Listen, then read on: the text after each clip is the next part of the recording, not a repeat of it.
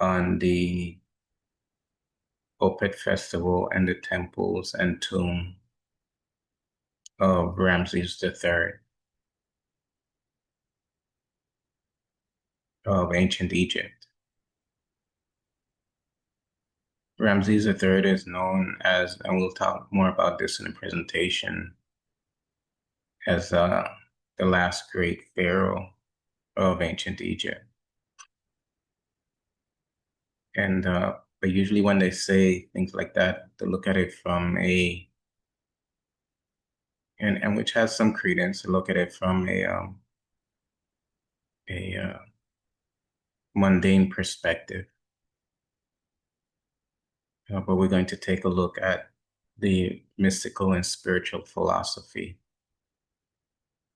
which is vast and profound, that is related to Ramses III and what he accomplished as a sage, or as a leader of a mystical society. And it's vast, it's profound. And since this will be the first of these, it should be something that everyone should be excited about attending.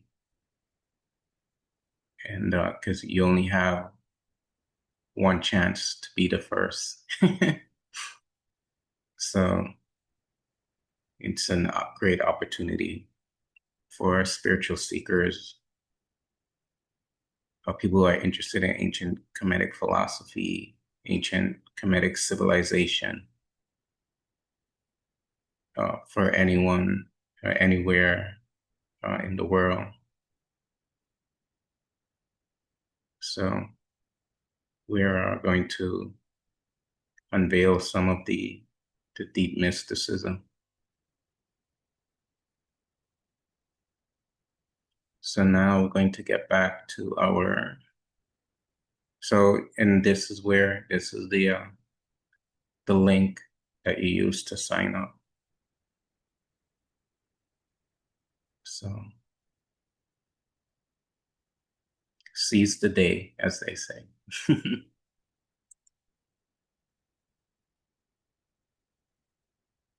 Okay, so now we're going to go over to our presentation. And this actually will be the last of these until after the Ramses III presentation. So I won't be doing any more presentations until after that. So this will be the last one until uh, late September or early October. But you all should still perform the weekly devotionals. And so if you want to continue, I'll log on and start the program, the Zoom and everything.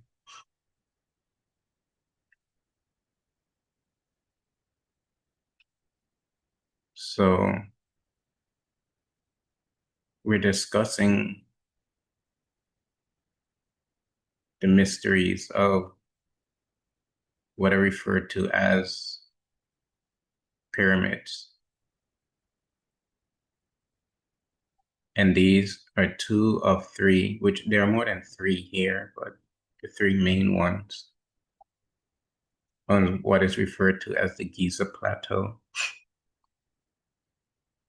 In ancient times, this whole area was referred to as Rastao, not to be confused with the modern Rastafarian movement or anything like that. Rastao is actually a designation of mind. It's a region of mind. For example, you have your unconscious, you have your subconscious, and you have your conscious mind. that are usually explored in psychology in the West. Usually the subconscious is explored in the modern psychology with some references to the unconscious. And it was Carl Jung actually who in the West has started to do more exploration of the unconscious, whereas others uh, and still today focus on the subconscious. Well, in ancient times, the entire architecture of the mind was mapped out by the sages, not just those three relative planes. And one of the regions they discovered, which is of great importance to the psycho-spiritual development of a human being, they labeled it as Rastal, not Re, R-E, but Ra, R-A, Rastal. And then when they developed this area for the spiritual evolution of the soul, they labeled this region Rastal. So if this region is Rastal, it means that the pyramids are being generated. The pyramids are metaphorical structures of the universe. As we spoke about the last time, the four sides represent the four equilateral planes of the universe. So they are the universe in metaphor.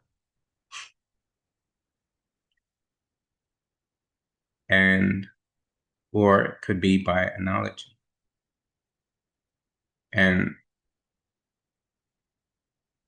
they also labeled the four sides as divinities. So what the sages are saying to us is that the universe is a manifestation of the divine. And that at the very top, again, is a teaching point. Uh, you could take the pun as intended or not intended. At the very top of the pyramid is a capstone that's referred to as the Ben. And the Ben is the is expressing the point at which spirit and the potentiality for manifestation come together. And when that spirit and that potentiality for manifestation comes together, then through the act of the Benu,